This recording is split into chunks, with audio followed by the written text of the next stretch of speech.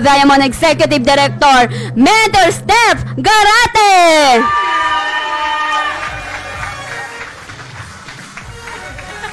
Thank you. Ayan, good evening sa inyong lahat. Thank you sa ating, syempre sa ating napakagandang host. Ang galing-galing ng host natin. Palakpakan naman natin yung mga naunang speakers natin. Ayan, so hello po sa inyong lahat. Kamusta kayo ngayon? Ayan, maganda ang speaker nyo today. Char lang, kasi may hawak ng mic.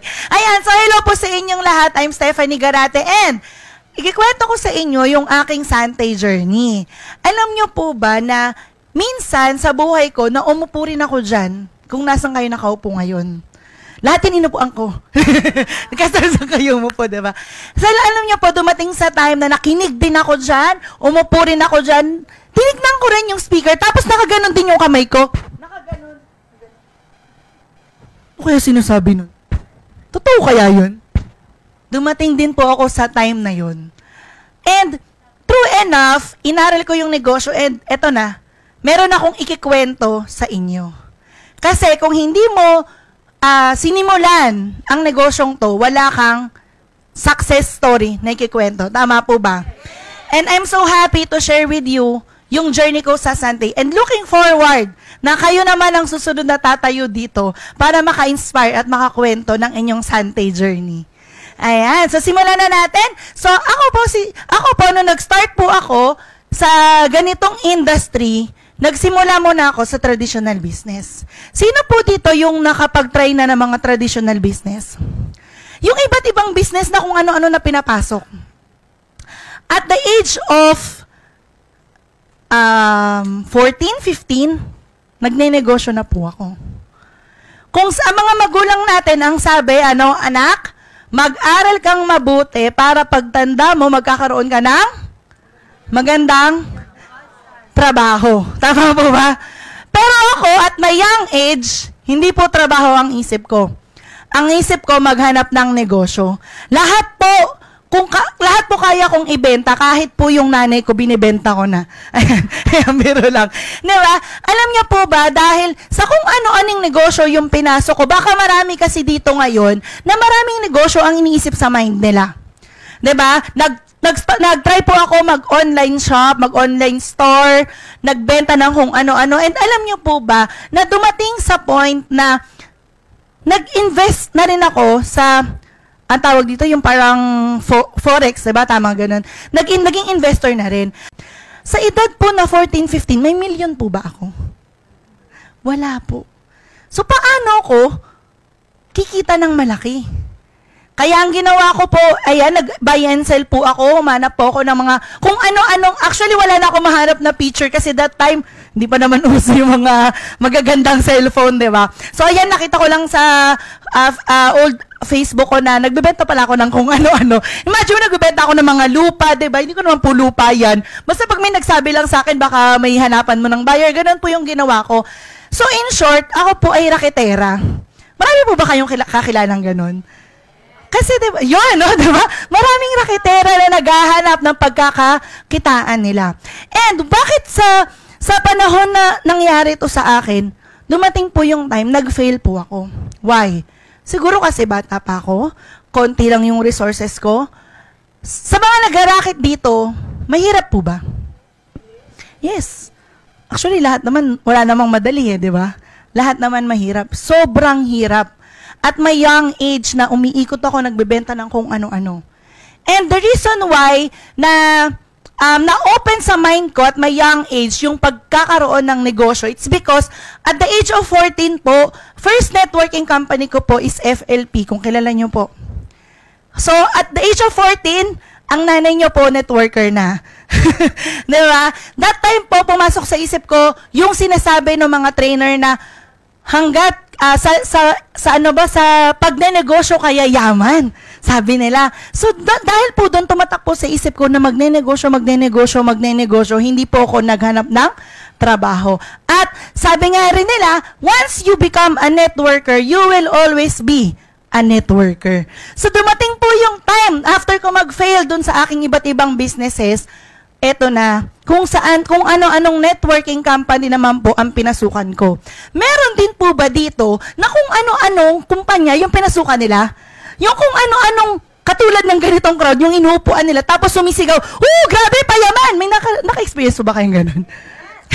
Nag-experience mo po na ganun. Marami kasi sa atin naghahanap ng ganitong klaseng industry. Pero alam nyo po, na-experience ko pong na-scam. Natakbuhan ako ng 10,000 pesos at the age of 15, 16. Malaki po ba yun? Malaki yun sa ganong edad. Pinag-ipunan ko po yun. Alam niyo po yung nang-scam sa akin, hindi yung kumpanya, kung hindi yung tao.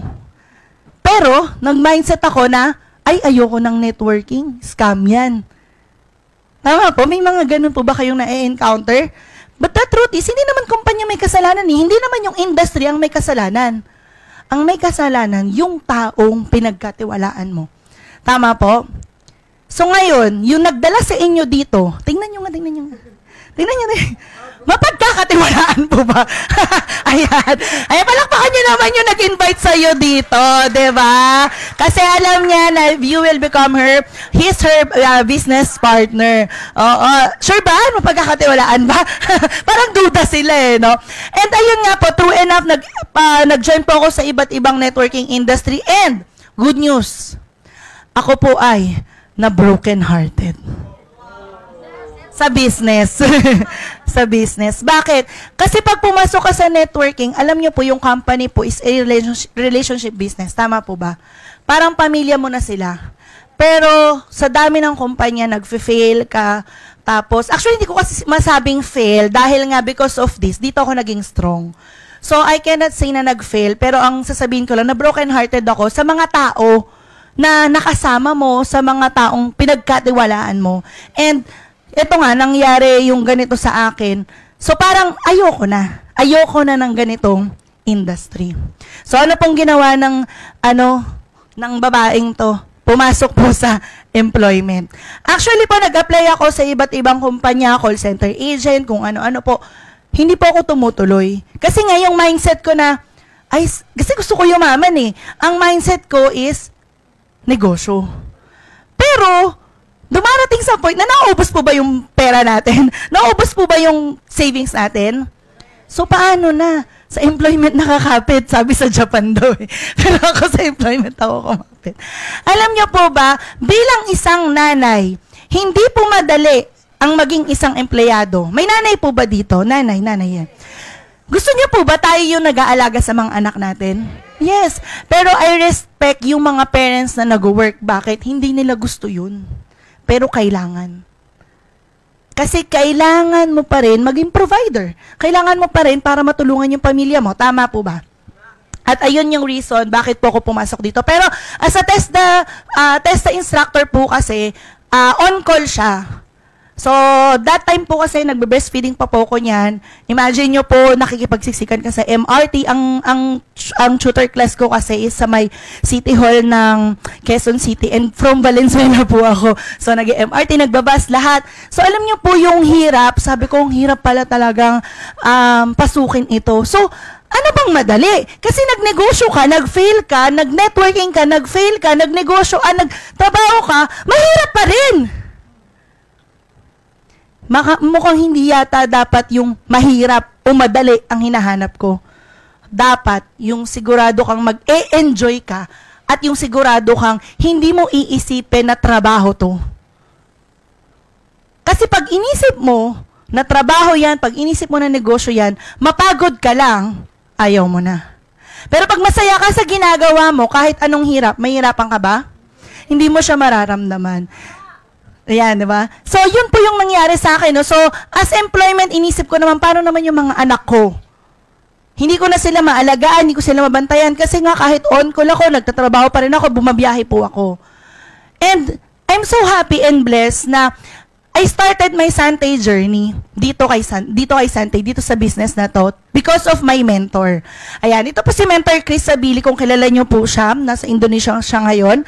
2 years niya po akong kinulit. For 2 years, kung ano-ano pong ginawa ko sa buhay ko, nagnegosyo, nagtrabaho, ganyan. For 2 years, kinulit niya po ako. Pero sabi ko nga kanina, sasali ka lang sa napagkakatiwalaan mo. Mukha po bang katiwa-tiwala? Biro lang, peace mentor. Alam niyo po, kaibigan ko po si Mentor Chris, actually, sir, sa ninong ng anak ko, pero hindi pa rin po ako nagtitiwala sa kanya. Peace! And then, alam niyo po, dahil yung Sante, parang na-broken hearted ka kasi, 'di ba? So parang hindi na ganoon kadali na simulan ulit. Parang hindi na ganoon kadali na parang actually hindi na ako nagdududa sa nag-invite sa akin, hindi ako nagdududa sa kumpanya. Nagdududa na ako sa sarili ko. Kaya ko bang simulan na naman? Kaya ko pa ba 'to gawin ulit? But then, si Mentor Chris po, hindi niya po ako sinukuan. And syempre, si Mentor Gerard, ito yung first yate namin na experience ko si Sante. Nung una, ayoko pong maniwala, ayokong makinig, at ayoko siyang pakinggan. Pero alam nyo, dito ko na-realize na iba pa rin pala talaga kapag katinignan mo siya, kapag kainaral mo siya. And of course, I'm so grateful dun sa aking past. Imagine, kung hindi ako nag-join sa unang networking company ko, ang mindset ko, hindi magiging business. Ang mindset ko, employment. Kung hindi ako nag-network sa iba't ibang lugar, siguro, nung nag-start ako dito sa Sante, beginner ulit ako. Ang maganda doon, may experience na ako. And, siguro kung hindi ako naging employed,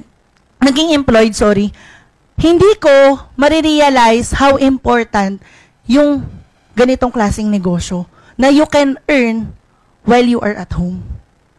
That's why sobrang grateful ako sa past ko. And eto na, ano nga ba yung Sante? Nung nag-start ako, hindi ko alam, duda ako. Marami po ba ditong nakarinig na ng Sante bago sila nakarating dito? Alam ko na yan, narinig ko na yan. Tama po ba? Pero sa totoo lang po, hindi talaga natin siya alam. Kasi para sa akin, iba ang alam sa naintindihan. Tama po ba? Pumasok ako sa kwartong to, nung unang-una pa lang, sabi ko, alam ko na yan, damo-damo yan. Magdadamo lang tayo dyan. Barley grass daw eh. Kasi po yung company namin dati dyan lang sa tapat, kapitbahay namin to. So, hindi namin siya, actually, alam ko na siya, pero hindi ko siya pinapakinggan. Kasi nga, again, iba nga yung alam sa naintindihan. Maraming beses natin napakinggan, narinig si Sante. Si Sante, Kuya Kim yun, oo yun. Alam mo na kagad, Kuya Kim lang. Diba, alam mo yan, kasi iba po talaga pag pumasok ka na sa loob. Why? Nung nag-start po ako dito kay Sante, sabi ko talaga, bakit hindi maingay ang Sante? Wala namang nagta-travel dyan. Wala namang nakakakuha ng gadget. Wala namang yumayaman. Alam niyo kung bakit ko nasabi yun? Sobrang tahimik po kasi ng Sante. At nung pumasok ako dito sa loob, dun ka lang na-realize bakit sila tahimik. Alam niyo kung bakit? Lahat ng leaders, top earners dito sa kumpanyang to ay humble. At ito pa ang na-realize ko. Ang pagkuha ng gadget dito sa Sante, normal lang. Ang pagkuha ng kotse dito kay Sante, normal lang. Imagine, security guard may kotse. Dating call center agent, nakakotse. Ano pa? Factory worker, nakakotse. Si Sir Randy kanina, jeepney driver. Tapos ngayon may sarili na siyang sasakyan niya. At hindi pang pamasada yun, ha? Baka sumakay kayo. Imagine nyo po yun na dito kay Sante, dun ko lang nakita na hindi lang pala haka-haka or chismis. Kasi minsan, hindi lang talaga natin alam or hindi lang talaga natin naintindihan. So, nung pumasok kay Sante, ang dami pong nakapag-travel, ang dami nakakuha ng bahay, ang dami nagkakotse, kung ano-anong edad nila walang pinipili. And nakaka-proud kasi part na ako ng Sante. Alam ko yung iba sa inyo ang iisipin nyo, too good to be true. Especially yung mga VIPs natin. Totoo ba yan? Nangyayari ba talaga yan? And ang sasabihin ko lang po sa inyo, ako po ay living proof na nangyayari po ang lahat ng ito. Lahat ng sinasabi namin, lahat ng pinapresent namin sa inyo kanina, totoo po lahat yun. Why? Sabi ko sa inyo kanina, isa lang po akong nanay naghanap ng pagkakakitaan kung saan-saan napadpad, kung ano-ano yung sinubukan. And with Sante, nakapag-travel na po ako sa iba't ibang places. Actually, marami na. Hindi ko nakakayang isa-isain eh. New Zealand, Singapore, Malaysia. Yung huli na lang po, na i-share ko sa inyo. 15 days, galing po ako ng Europe tour. 15 days. Libre. Gusto niyo po ba yun? Yes! Libre lang. At kasama ko pa po yung asawa ko. O, diba? Doon kami nag-honeymoon, char. Nakatipid kami. Diba? Ano pa po? Hindi lang Europe. Inikot po namin. Italy, Santorini, Greek. Umikot po kami. Yearly, nagta-travel na kami katulad ni Sir Randy kung saan na rin kami nakakarating. Iba yun. Bawal girls dun sa kinainan na restaurant ni Sir Randy. Tinatanong. Ay, nag-New Zealand na rin po ako. At nakapag-travel, nakakuha ng gadget, kotse. Ayun nga, ako po ay Santay Elite. Top 9 po ako ngayon ng Santay Elite. Imagine nyo po, kung ako po ay sumuko, kung ako ay nagpatuloy sa duda sa sarili ko, mararating ko po ba ito ngayon? Through God's grace, dinala niya ako dito kay Santay. Through God's grace, binigyan niya yung mga blessing na to. And lahat ng Pasko, part yon ng kung ano yung future ko. Kung ano yung Pasko, part yon kung ano ko ngayon. Sabi nga nila, 'di ba, kung ano yung mangyayari sa iyo bukas, yun yung decision mo today. And I'm so happy po na hindi lang po yun ang nangyari sa akin kay Santay. Sobrang dami pong blessings na dumarating. Ako po kasi ay branch ng Valenzuela and sobrang dami po naming client. Thankful po ako sa lahat ng nagsusupport po sa amin. Imagine mo hindi mo na problema ang pambayad kay Bill Gates. Hindi mo na problema ang pambayad sa Judith. Kilala niyo po yan? Ayan. Malaking bagay na po ba yun? Yes. Bilang nanay, para sa akin, sobrang po yun. Sobrang blessing po yun. And ito pa ang pinakamasarap sa lahat. Ang dami mong taong natulungan. From an ordinary people to extraordinary opportunity. Binigay mo sa kanila. And that's priceless.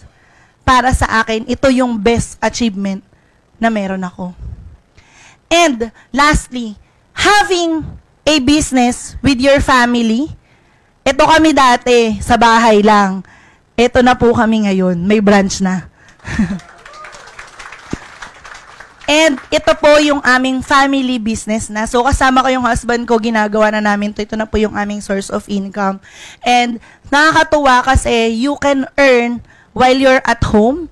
You can earn while taking care of your kids. At you can earn while traveling, while enjoying. And masaya, sabi ko nga kanina, pag masaya yung ginagawa mo, hindi mo na-feel na pagod or trabaho, tama ba? This is a Santay community sa lahat ng VIP natin na nandito ngayon, sa lahat ng first-time guests. Sobrang saya po ng Santay community and we welcome all of you po dito sa ating community. Pagpasok nyo pa lang may free taste na. Natuwa nakatikim? Ganito po kasaya ang Santay. And, eto pa, I just want to end na lang din dito sa praise na to. Alam ko lahat kayo hindi pa decided. Alam ko lahat kayo nag-iisip pa. Pero alam nyo, once you decide today, once na nag-decide ka na kaya mo sa sarili mo, once na nag-decide ka na simulan mo siya, you just need to enjoy the journey.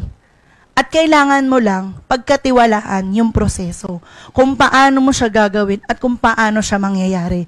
Kasi nasimulan na namin. Sabi ko kanina, nakaupo rin kami dyan sa upuan nyo ngayon. Nandyan din kami, nagsimula kami. Ano lang ginawa namin? Nagdesisyon lang kami. Nagdesisyon kaming simulan, nagdesisyon kaming gawin. And with the Santay partners na nandito ngayon sa tabi ninyo, and of course, yung mga top leaders natin, I'm sure yung journey nyo dito kay Santay is magiging successful. And looking forward na kayo naman yung magkikwento ng success journey nyo. Again, I'm Stephanie Garate and Yellow Diamond Executive Director. Thank you.